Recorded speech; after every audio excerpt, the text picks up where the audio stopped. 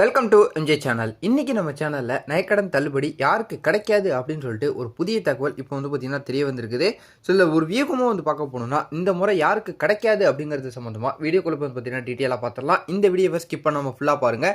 இப்போ தான் நம்ம சேனல் ஃபஸ்ட்டாக பார்க்குறீங்கன்னா சப்ஸ்கிரைப் பண்ணி பக்கத்தில் இருக்க பிள்ளைக்கான கிளிக் பண்ணி வச்சுங்க. வாங்க வீடியோக்குள்ள போய் நம்ம டீட்டெயிலாக பார்த்துடலாம். இப்போ பொதுமக்கள் யார் பார்த்தீங்கன்னா இந்த தேர்தலில் வெற்றி பெற்று வரப்போகிறாங்க. வெற்றி பெற்று வரவங்க தமிழக மக்களுக்கு குறிப்பாக பார்த்தீங்கன்னா ஏழை எளிய மக்களாக இருக்கட்டும், நடுத்தர மக்களுக்கு என்ன விதமான சிறப்பான அறிவிப்புகள் கொடுக்க போகிறாங்க. ஒவ்வொரு கட்சிகளில் இருக்கக்கூடியவங்களும் அவங்களோட தேர்தல் வாக்குறுதிகளை தெரியப்படுத்தியிருந்தாலும் இன்னும் சிறப்பான முறையில் என்னென்ன அறிவிப்புகள் வரப்போகுது அப்படின்னு சொல்லிட்டு பலவிதமான எதிர்பார்ப்புகள் இப்போ தமிழக மக்களுக்கிடையே பார்த்தீங்கன்னா இருந்துகிட்டு இருக்குது. அதில் குறிப்பாக நயக்கடனாக இருக்கட்டும், கல்வி கடனாக இருக்கட்டும், சுய உதவி குழு கடன், பயிர்க்கடன் தள்ளுபடிலாம் பண்ணுவாங்களா அப்படின்னு சொல்லிட்டு கேட்டுக்கிட்டு இருக்கிறாங்க. இதுக்காக பார்த்தீங்கன்னா பல பேர் கூட்டுறவு வங்கிகளில் கடன்கள் பார்த்தீங்கன்னா வச்சிருக்கிறாங்க. இதில் தள்ளுபடி கிடைக்கும் அப்படின்னு சொல்லிட்டு பலவிதமான நம்பிக்கைகளும் பார்த்தீங்கன்னா இருந்துகிட்டு இருக்குது. இதில் குறிப்பாக இந்த முறை பார்த்தீங்கன்னா யாருக்கு தள்ளுபடி கிடைக்காது அப்படின்னு சொல்லிட்டு ஒரு வியூகமாக பார்க்க போகணும்னா 5 சவரனுக்கு மேலே யாரெல்லாம் நகைக்கடன் வச்சிருக்கிறாங்களோ அவங்களுக்கு தள்ளுபடி பண்ணுறதுக்கு வாய்ப்புகள் பார்த்தீங்கன்னா ரொம்பவே குறைவாக இருந்துகிட்டு இருக்குது. அது மட்டும் இல்லாமல் கூட்டுறவு வங்கிகளில் 2-3 கடன்கள் பார்த்தீங்கன்னா வச்சுருப்பாங்க. ஒரு ரேஷன் அட்டைதாரர்கள் பார்த்தீங்கன்னா நகைக்கடனும் வச்சுருப்பாங்க, கல்வி கடனும் வச்சுருப்பாங்க, சுய உதவி குழு கடனும் வச்சுருப்பாங்க.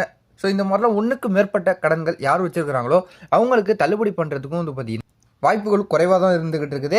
இதில் குறிப்பாக பார்க்க போகணுன்னா கடந்த சட்டமன்ற தேர்தலில் 2021 என்னெல்லாம் ரூல்ஸை ஃபாலோ பண்ணுறாங்களோ அந்த ரூல்ஸை அனைத்தும் பார்த்தீங்கன்னா இந்த முறை ஃபாலோ பண்ணுறதுக்கு தான் பார்த்தீங்கன்னா அதிகப்படியான வாய்ப்புகள் இருக்கிறதா இப்போ ஒரு சில வட்டாரங்கள் இன்னும் பார்த்தீங்கன்னா ஒரு புதிய தகவல் நமக்கு தெரிய வந்திருக்குது.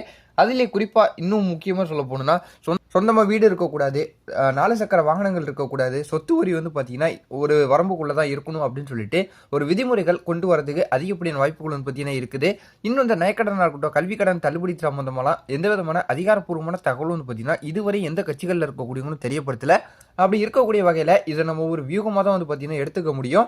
மற்றபடி பார்த்தீங்கன்னா இந்த மே 4ஆம் தேதிக்கு அப்புறம் நமக்கு முழுமையாக பார்த்தீங்கன்னா ஒரு தகவல் தெரிய வரும். யார் வெற்றி பெற்று வந்தாலும் அவங்க என்ஜிஓவில் என்ன பாஸ் பண்ண போகிறாங்க அப்படின்னு சொல்லிட்டு தெரிய வந்தால் தான் நமக்கு முழுமையாக தெரிய வரும். ஸோ இது போல் நீங்கள் பயனுள்ள தகவலை உடனுக்குடன் பார்த்து தெரிஞ்சுக்க நம்ம சேனலை சப்ஸ்கிரைப் பண்ணி தொடர்ந்து வாட்ச் பண்ணிக்கிட்டே இருக்கீங்க. இது போல் வரது நல்ல தகவல் நல்ல அப்டேட்டோட நான் உங்களை அடுத்தடுத்த வீடியோவில் பார்க்குறேன்.